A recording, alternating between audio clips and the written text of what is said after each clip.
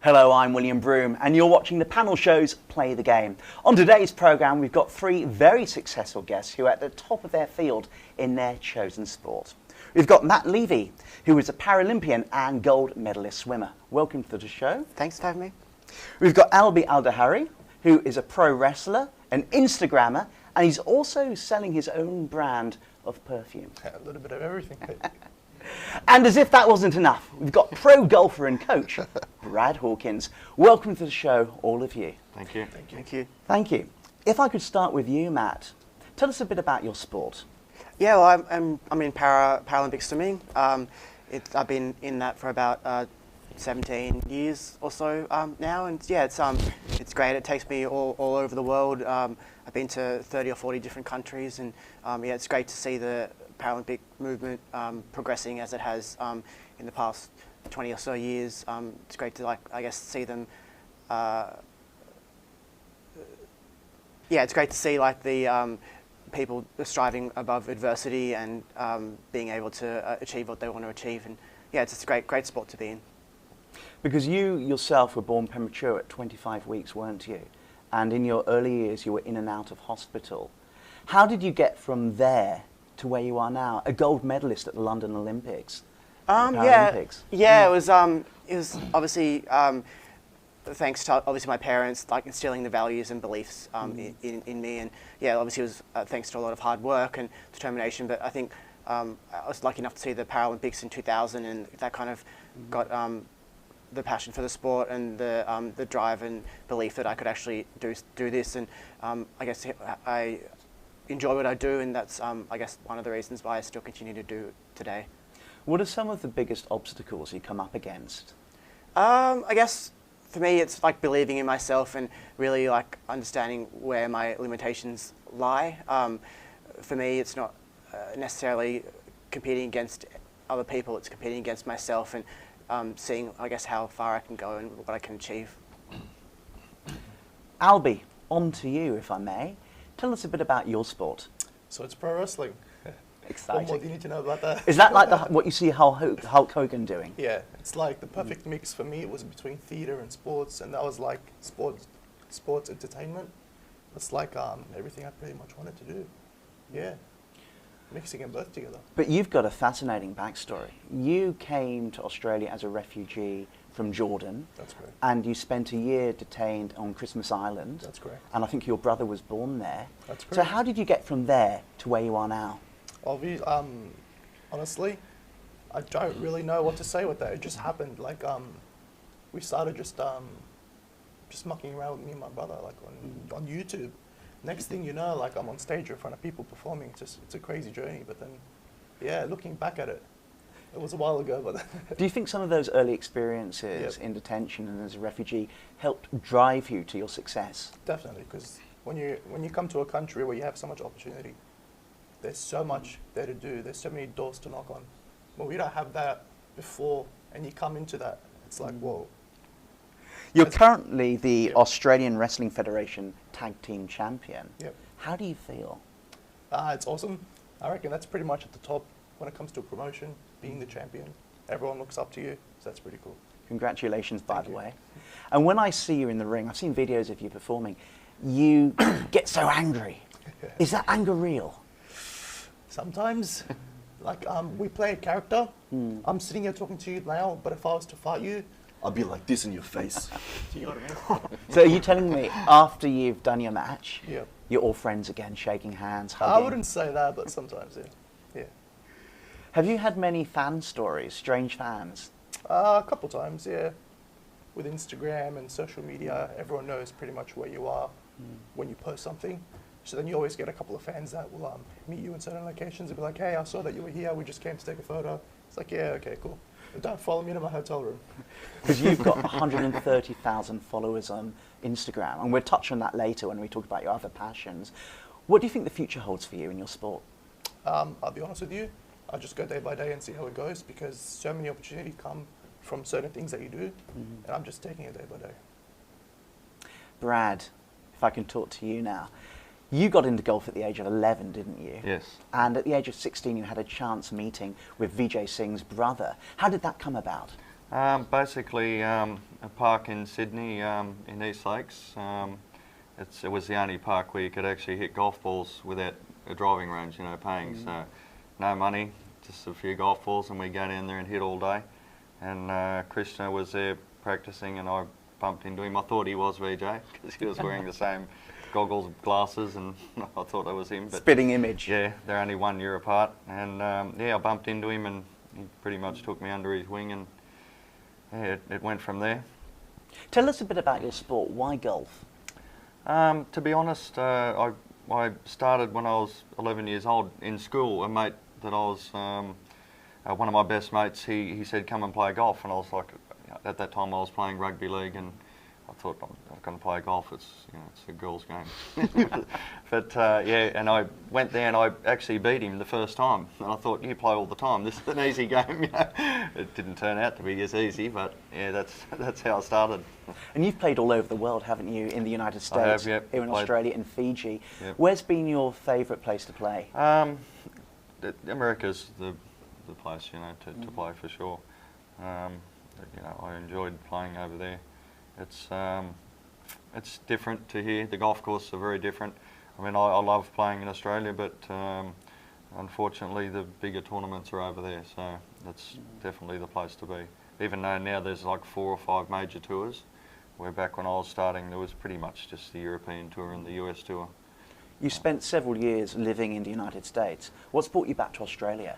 So I had a few injuries and basically back problems and stuff, so I came back. I had some great coaches over there. I learnt a lot, and came back and started doing that. And my brother started a golf shop, and now I've started another golf tour company, which is this one, Luxury Golf Tours, and I'm kicking that off now this year. So. Now, I asked Brad where his favourite place to play golf has been. Matt, where's your favourite place to swim? Unfortunately, like a lot of the places that we swim are either in Australia or US. I think the most Canada. I think for me, I competed in 2013 in World Championships in Montreal. That was pretty cool. I think that would be one of my favourite places. But I think any place that I have the opportunity to travel and compete for my country is pretty special. And yeah, I think Montreal, that would be the pick of the tournaments. Why Montreal? I just like the food was pretty cool. The people, and it's just like really easy city to get around. Like being competing in swimming, we don't get a lot of time to do sightseeing. So that kind of the only gauge I can get, I guess, from a city or a country is pretty much, I guess, from the airport and the drive-through to the hotel. So yeah, it's very minimal in terms of what I can gauge on. But yeah, it's great to represent your country and great to travel and great to see the world, really. Albie, where's your favourite place to wrestle? I'd have to say it would be my hometown, so in the western suburbs, just because I got all my family there, my cousins, my friends. I just love it when they get to watch me, and they don't really get the opportunity much to come down and watch me, especially if I'm performing like somewhere far. So I really appreciate when they do come to watch me. It just gives me like an extra little push. So when you wrestle, is it in Sydney or is it across Australia? It's across Australia. You can go overseas. Just depends where you get booked. Have you been overseas? I have been overseas a couple of times. Where's your favourite place overseas? I'd probably have to say in America, just all over there because it's so big there. It's so big. I just love going there. What have been some of your biggest challenges as a wrestler? As a wrestler would be definitely keeping up with everybody else. That's one thing, because I've come from the modelling industry, so... Because you're a fitness model. That's correct. Again, we'll come to that very soon. Yeah. So do you find you've got to keep up your fitness because everybody else is doing the same thing? Fitness and also your technical skills, making sure that you're always training, you're not left behind. Yeah. What would a typical training day consist of for you? A lot of rolls, a lot of running around, taking a lot of bumps, flipping. Yeah, a lot of stuff, a lot of bruises, a lot of food. Food's the best bit. Good food only. And you have an excuse to eat it because you've got to keep up your energy levels. That's correct, but I only stay good. I never cheat with my food. That's the one thing I take seriously. I wish I could keep off chocolate. It's not part of my training. Have a cheat meal. If you've got any chocolate, just share it with me. I wouldn't mind. I need some now. Anyway, in a moment we'll ask you about what makes you so passionate about your sport. But before we do that, let's take a little bit of a look at you in action. Let's start with Matt. Let's see you. He's the four-time Paralympian who cast his sights on setting a new world record. Born 15 weeks premature, Matt Levy has survived 46 operations. Remarkably, the visually impaired athlete has swam his way to 7 Paralympic medals.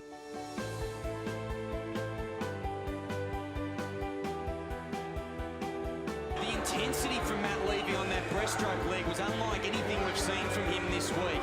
You can see he's in a race to win. The fight between Wang, Serrano and Levy for the bronze medal is really tight. He's claimed the Chinese. Can Levy get on the wall for a bronze medal? He might. He does. It looks as though the favourite in lane 4, Matthew Levy, the Australian, finished 4th in the London Paralympics 4 years ago, and he's setting off his campaign as he needs to go on here. Obviously, I'm 29 years age and I'm going on my 4th game, so it's probably fairly unusual, but you just keep trying and keep persevering. There's always light at the end of the tunnel and always that pot of gold at the end of the rainbow.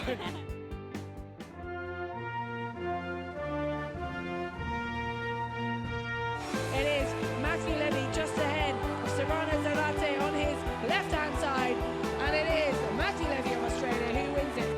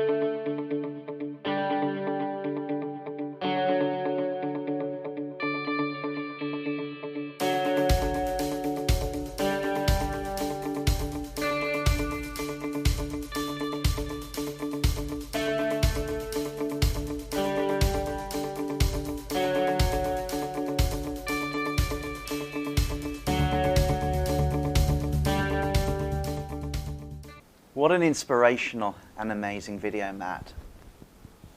I've watched that, and to hear Advance Australia Fair as you're standing on the podium at the London Paralympics, winning gold, how did that feel for you? Yeah, it's pretty amazing. I guess like at the time doesn't sink in really that like what I've achieved. But I think as I look back on it, it's amazing achievement, and it's like I guess testament to the hard work and dedication that I've done that I've had over the years, and the support of friends, family, coaches, everyone. I guess like at the end of the day, we compete to do our very best, but to win a gold medal, it's just fantastic, and it's really, I guess, humbling experience. Tell us about your passion for your sport. I guess my passion for my sport started back in 2000 when I was lucky enough to see the Paralympics in Sydney. I think that's where it kind of started. I was 12, 13 at the time.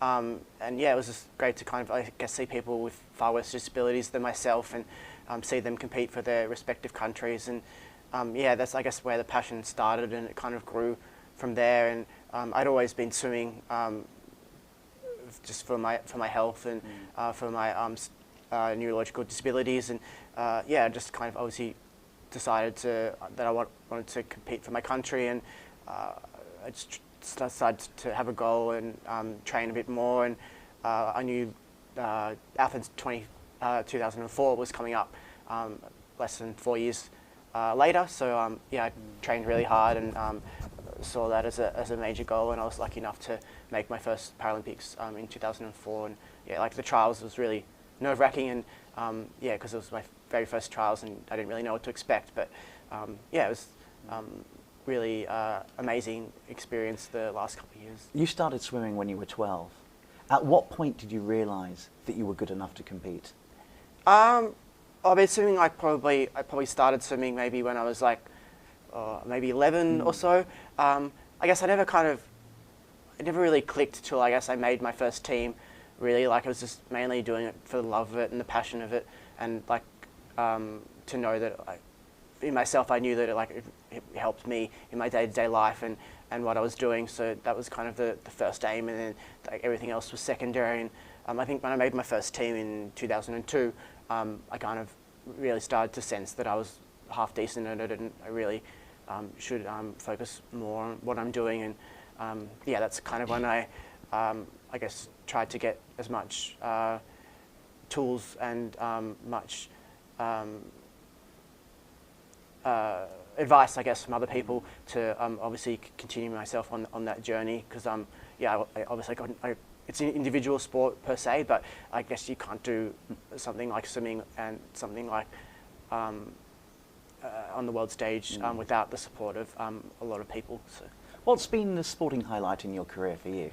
From a sporting perspective, I think it would have been winning the gold medal in the London 2012 Paralympic Games. It was part of the relay, and yeah, it was just fantastic to be part of a team and compete for your country. But I think outside of the sport, being awarded the OAM Order of Australia medal in 2014 was pretty special. And yeah, it's just your Australian ability. Yeah, it's just like I guess for service to sport and kind of national recognition, I guess. It's pretty special. So yeah, just those two highlights, I guess, of my career. Well, thanks, Matt. Thanks. He's got a lot of medals, though. A lot of medals, very impressive. I was going to say there wasn't many. You're pretty good, I've got to say. Thanks.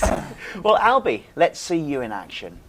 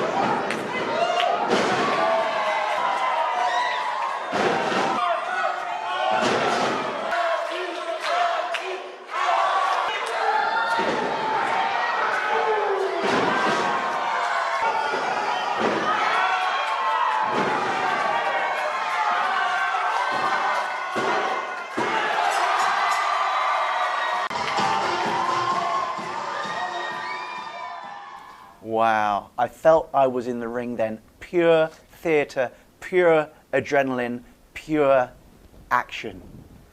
Albie Aldahawi, the Australian Wrestling Federation Tag Team Champion. Show us your medal. It's pretty heavy, I'll tell you that much. I'm used to posing with it, so I always do that. Well, I've seen the Instagram post. You're very good at posing. Thanks to me, yeah. You want to do something with this one too? It's got to weigh a few pounds. Yeah, it does. It's pretty heavy. You want to feel it? Yes, please. This is the highlight of my day. And it is heavy. Wow. AWF Tag Team Champion. I feel like a winner. I'm not, but I feel like a winner. Tell us a bit about the passion for your sport. It started off as a kid. So back in Jordan, it was me and my dad. We used to just watch it. The Royal Hulk Hogan, back in the old days. We didn't really have much. We weren't really allowed to go out much. So then it would just be in our room, in our house. It started out with just like, wrestling with my pillow. When we moved to Australia, then I changed that pillow to my little brother, and then I started wrestling with him. And then, yeah, ever since then, it's just kept us bonding over something. So we always watched it, and then my dad started watching us doing it. So yeah, it's just been like a mad journey, let's just say. At what stage did you realise you were good enough to compete? I think when the views started coming in, when I started posting it onto YouTube, and then the fan support. the family support, and then training, and then people telling me that, hey, you should actually try it out, do it in front of people. Like I lacked confidence big time before. That's something that I worked on and I built on. Yeah. So do you think that played a major role in you building up that confidence? Of course. Were you quite a shy kid?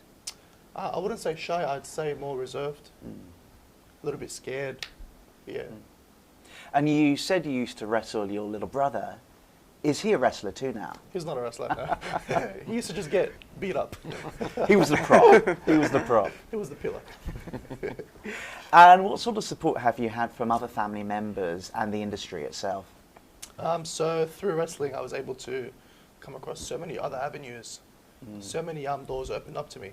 The fan support has been amazing. The family support, they support me no matter what I do. And I love that. And yeah, a lot of things from one thing. What have been your biggest challenges? Biggest challenges would definitely be my confidence. So stepping out, as a refugee coming into this country, you are stereotyped. You can't do this, you can't do that. Study, work, stick to that. You're not really supposed to look at what happens on TV. Follow those dreams, those big dreams, because they're just dreams. But then when you do try and go for it, it's a whole other story. It appears to be pretty violent. Have you ever been seriously hurt? Yeah, I've broken my nose, a lot of bruises. I think I've got a bruise here right now, somewhere. Yeah, a lot of bruises, a lot of blood. Ouch. Real blood. Oh, it's real blood, yeah, not tomato sauce. That's gotta hurt. Thanks, Albie. That's all good. Brad, let's see a bit of you in action.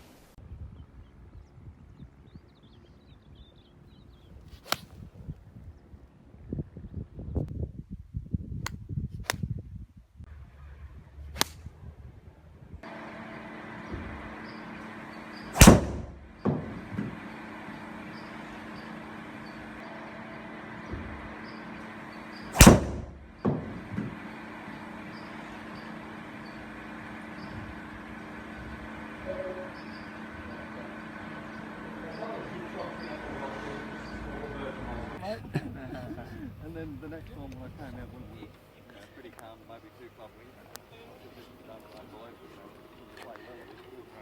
But the actual setting. Brad there showing us him at his best. I saw a couple of shots there, and one at the end you were walking with a rather familiar man. Who was that? That's Vijay Singh. So I was lucky enough, one of my best friends, his brother Krishna, who I grew up playing golf with, and was lucky enough to spend a bit of time with Vijay in Fiji, and which has helped me out with my new golf company, with the golf tours.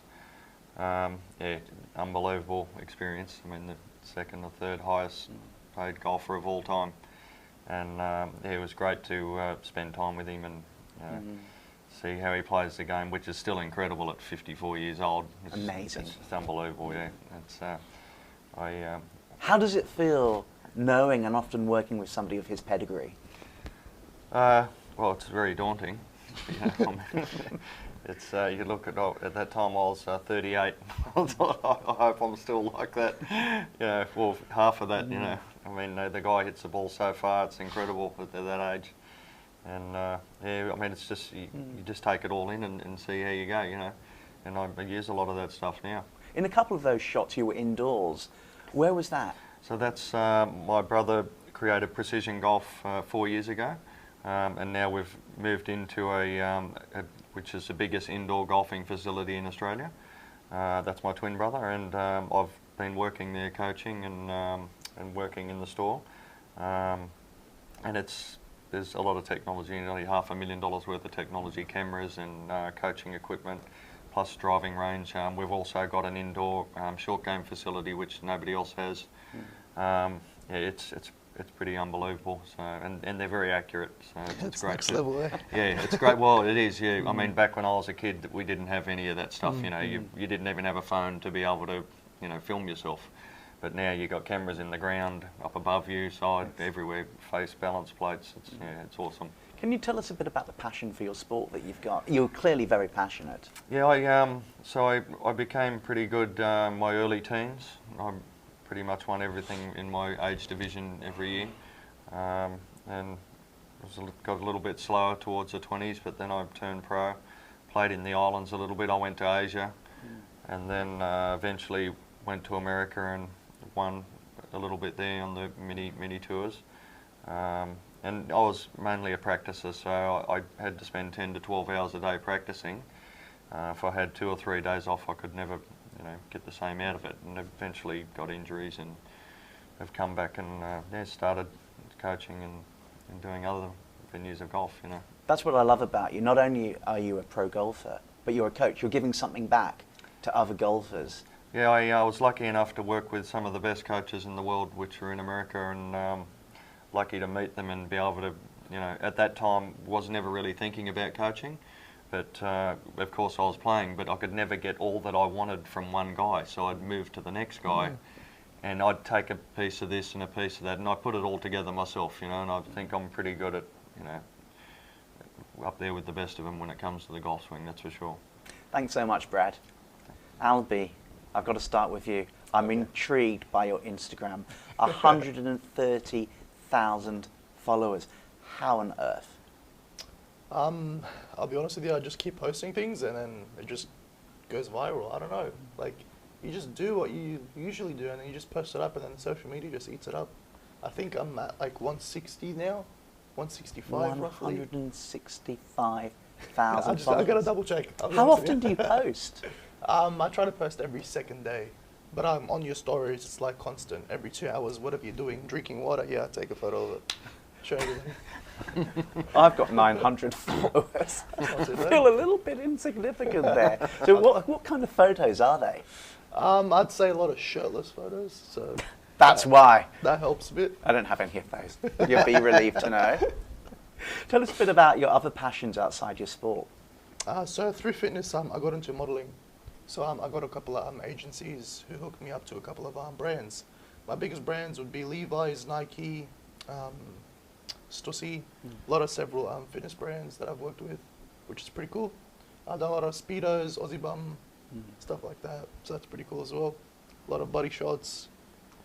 Other than fitness modelling, we also started my own cologne, so men's cologne perfume, and that started out pretty cool as well, out of nowhere. Through my agency, we just started creating just 100. We're like, we'll just make 100 of them, we'll put them on your website, albieshop.com, and we'll just see how it goes. It might take a month to sell, whatever it is. We wake up the next day in the morning and I remember seeing 600, and I'm not exactly sure the number, it was like 630 orders.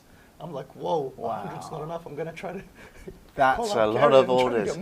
How on out of earth nowhere. do you begin in designing your own perfume, and how do you decide what aroma it's got? I pretty much created the scent that I liked. So I just put flavors together that I really like. I like the tobacco kind of flavor. I also like, the scent. I also like the vanilla kind of scent. So I just put it all together and I just really liked it when I went through to the agency. They let me just play around with a couple of flavors and yeah. Do you wear your own perfume? Of course. I don't wear anything else. Do you do any personal training or anything like that? I do, but it's very private one-on-one. I'm booked out until, from 4.5 months from now. There's a big waiting list. I do overcharge, but then it's mainly just to interact with the fans, show them what I got. Some people just come out just to meet me and then do the personal training, while others actually take it seriously. So beyond all those passions, Yeah. what else do you like doing? Do you go cinema? Going to the movies is my favorite thing. Me and my wife, we want to start a family soon, so that's another thing. We want to build another house. So there's a couple of things that I'm working towards. Movies, I love movies. I love movies. What kind of genre? I like horror. Horror. But I don't mind a good story. I can't do horror. You can't do horror? I watched Scream, and I was screaming. It's the only thing I just cannot do. All that blood, all that gore. Oh, come on. I get frightened easily. I can't do Halloween. I cannot leave the apartment during Halloween. I see those kids dressed up. It's freaky. We go to Luna Park all the time for Halloween and we dress up. Oh, it's the best. Luna Park's the best place to go to, even on Halloween. Especially on Halloween. In fact, on my way to the studios today, I went via Luna Park as we went over the bridge. Yeah. Amazing place. It's always got fun. people there. And I remember on one of the anniversaries of Michael Jackson's death, they recreated Thriller, and we all filmed it at Luna Park. Amazing. Yeah, it's so cool. And you want to start a family? I do. Yeah, definitely. I think I'm ready for that. Where did you meet your wife?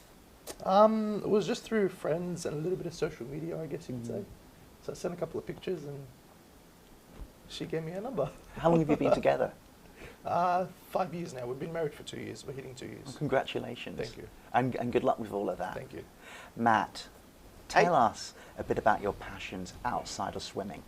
Yeah, I guess when I have spare time, yeah, obviously training's pretty full on. But I work at one of the big 4 banks, so I do that probably from 8 till 3 in the afternoon, and then go to training afterwards. But I do a bit of motivational speaking, so yeah, so I do a bit of that for whoever wants to book me.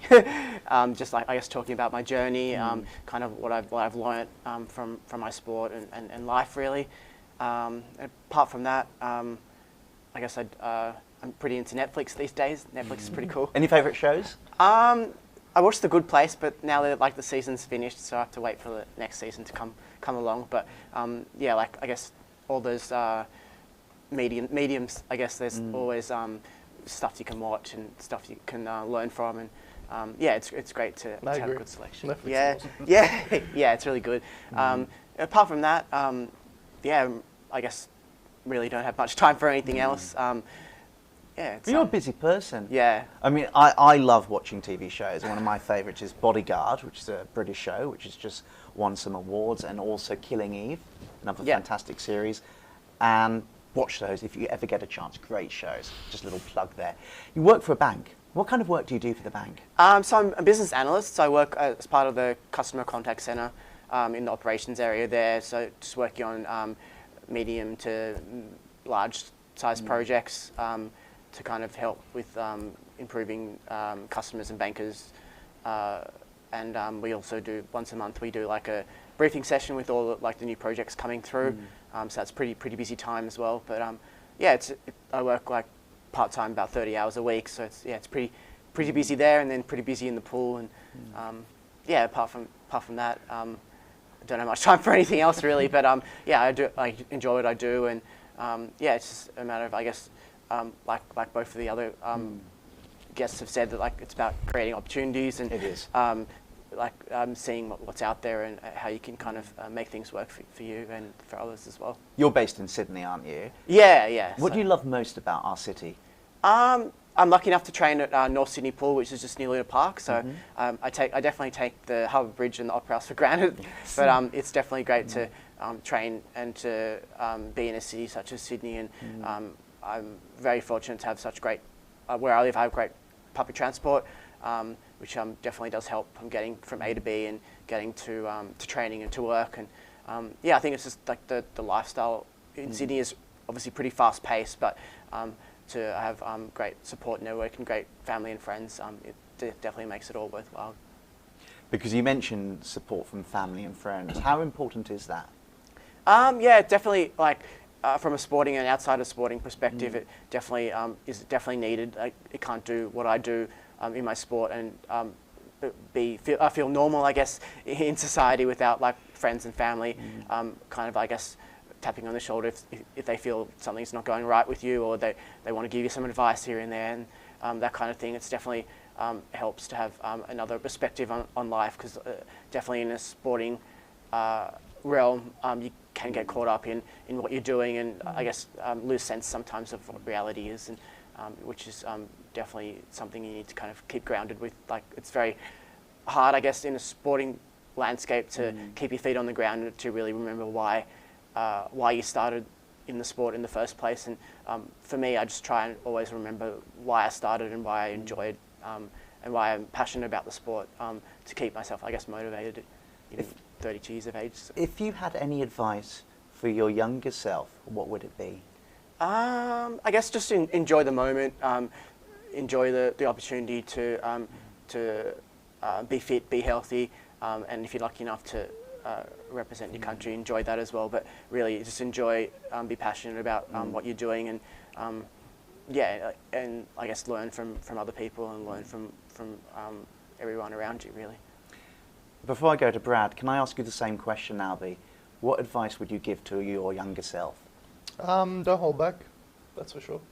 Because as soon as I stopped holding back, I started seeing results. So don't hold back, don't listen to what people say. Don't let anyone hold you back, especially. Be your own person. Exactly. Brad, tell us a bit about your passions outside golf. Well, it's everything pretty much involves sport with me, but definitely Australian rules football. I'm a What's your team? Sydney Swans, the best team, mind you. Absolutely. Since 2000, we've been in every final. But I love Australian football, even though I grew up playing rugby league, and I converted over to. What was the to Aussie conversion? rules. How did that happen? A mate of mine took me to the SCG when I was probably 16 years old, and at first, I used to look at the game and I thought, I can't understand it. They're throwing the ball everywhere. It's like no rules. But now the game's, it's just how incredible. I think they're the best athletes on the earth, without a doubt. I just love the game. And Do you play yourself ever? no, I definitely can't be playing now. I wouldn't last about a minute or a quarter.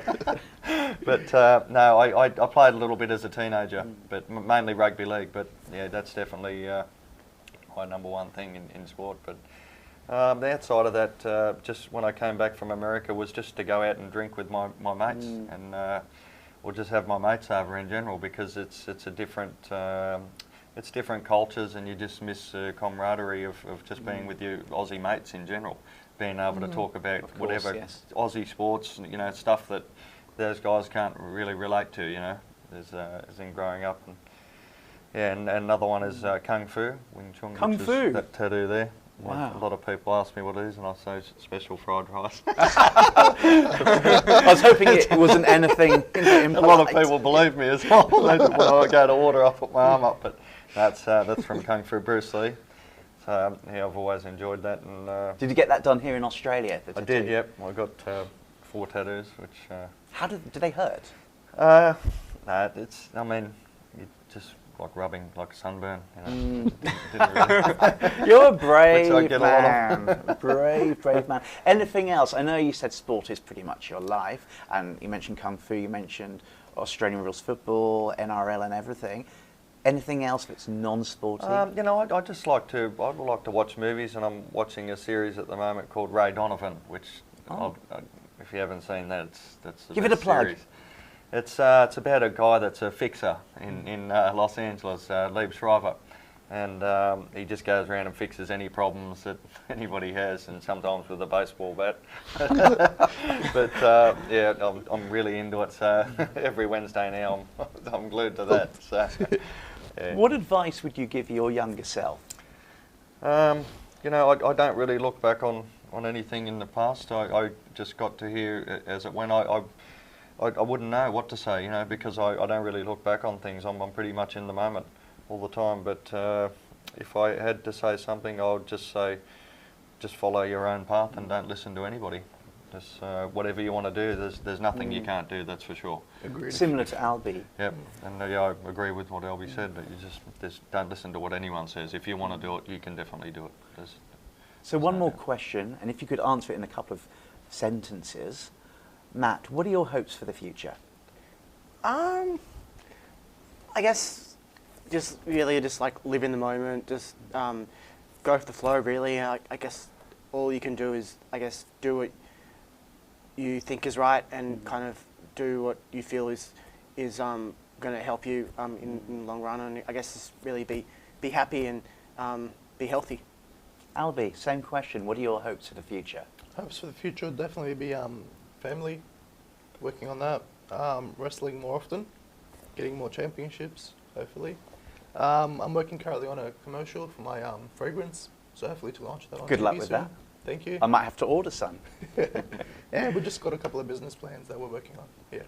And Brad, what are your hopes for the future? Well, to be honest, I don't really look into the future. I'm here now, and I live every moment, and it'll be what it'll be. So I don't really look into the future. Wise words to end on. Thank you so much, Brad, Albie, and Matt, for joining us here. Thanks for having me. It's been an absolute pleasure. Thanks for joining us here on the panel shows Playing the Game. I've been William Brougham. Until next time, take care. Bye-bye.